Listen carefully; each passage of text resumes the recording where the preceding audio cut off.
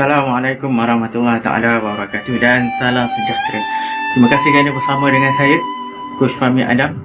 Dalam video kali ini, insya-Allah alhamdulillah saya nak berkongsi sedikit 3 perkara bagi manfaat semua.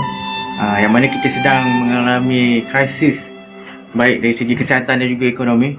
Ramai juga yang telah dibuang kerja dan juga ada juga yang tak dapat gaji, bahkan gaji pun tidak full. Ada yang jumpa saya, bisnes terpaksa ditutup. Jadi ini adalah cabaran-cabaran bagi kita semua. So saya bagikan 3 perkara yang kita kena ready, memandangkan tahun 2020 ni juga akan berakhir dan akan masuk kepada tahun hadapan, iaitu tahun 2021. So insyaAllah 3 perkara yang saya ingin tekankan ni adalah, yang pertama ni adalah cash flow ataupun aliran tunai kewangan.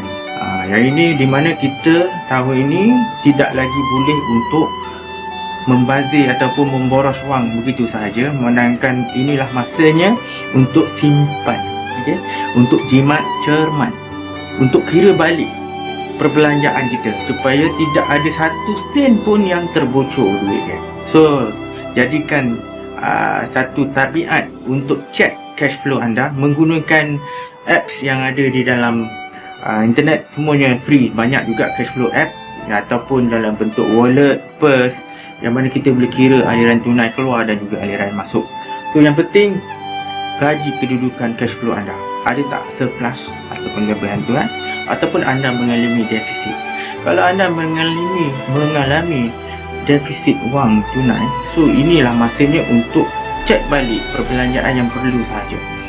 Perbelanjaan yang perlu untuk keperluan rumah, untuk keperluan keluarga, yang mana kepentingan asas itu termasuk makanan, kesihatan, tempat tinggal. So itu adalah perkiraan cash flow yang utama untuk diri anda. So kita kena start kira cash flow ni. Kita tak boleh bocor wang duit banyak-banyak. Contoh bocor, ada yang masih lagi guna Astro bayar untuk hiburan semata-mata. Itu adalah satu bentuk aliran tunai keluar yang tidak bagus sebenarnya. Sebenarnya kita boleh tengok hiburan ni percuma saja dalam YouTube. Bahkan kita boleh dapatkan Netflix dengan harga RM5 sebulan. Itu kalau nak cuba macam mana nak guna Netflix yang lebih murah. So yang ini saya akan explain dalam next session. So yang penting adalah, yang pertama perkara yang kita perlu tengok adalah cash flow. Jangan ada 1 sen pun yang bocor. Kemudian yang kedua, cara kita simpan. Ada tempat yang boleh kita simpan duit, dapat pulangan dividen mungkin sekitar 5 hingga 10% setahun. Contoh seperti ASB, tabung haji, fixed deposit dan whatever yang kita ada dalam institusi kewangan kita. So simpan, saya rasa bukan lagi dalam bentuk sebegitu. Simpan untuk long term, sebab memandangkan COVID masih lagi belum settle. So dijangka perolehan negara ataupun hasil cukai negara pun semakin rendah disebabkan ekonomi tidak berkembang, masih lagi dalam keadaan struggle ataupun survival mode. So saya rasa bukan lagi sesuai untuk simpan dalam ASB ataupun tabung haji. So caranya kita buat simpan dalam bentuk emas ataupun simpan dalam bentuk perak, silver. Kerana gold dan juga silver akan meningkat naik di waktu yang krisis begini. Sedangkan pada tahun 2020 masih lagi bergelut dengan ekonomi. So tahun hadapan 2021 dijangka emas akan naik. Emas akan naik mungkin lebih daripada 10%. Sebab tahun ni saja, Oktober 2019 hingga Oktober 2020, kenaikan emas sebanyak 20%. So itu adalah pulangan yang paling besar saya lihat dalam bentuk emas dan juga silver, yang mana kita boleh explore untuk simpan. Banyak cara untuk simpan.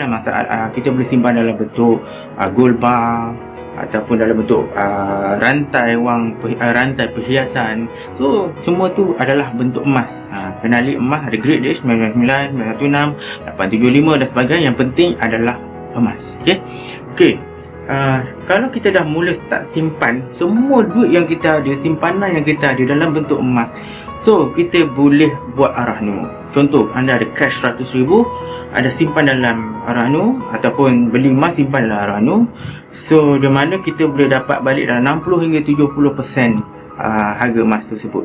So duit tu kita boleh beli emas lagi. So simpanan emas patutnya dalam bentuk RAHNO, bukan simpan saja dalam duit kertas tu dalam tempat fixed deposit ataupun yang sekadar untungnya sekadar 5 hingga 6%. itu sangat sedikit, sedangkan emas lebih tinggi. So ini adalah peluang untuk kita belajar sistem Islam, di mana sistem ada zakat, wakaf, infak dan juga arahnu. So ini explore, kita kena explore macam mana untuk gandakan kekayaan kita dengan cara yang Islami. Okay, perkara yang kedua yang saya dah explainkan tadi, kita akan masuk perkara yang ketiga. Dah simpan, so macam mana kita nak cari duit lagi?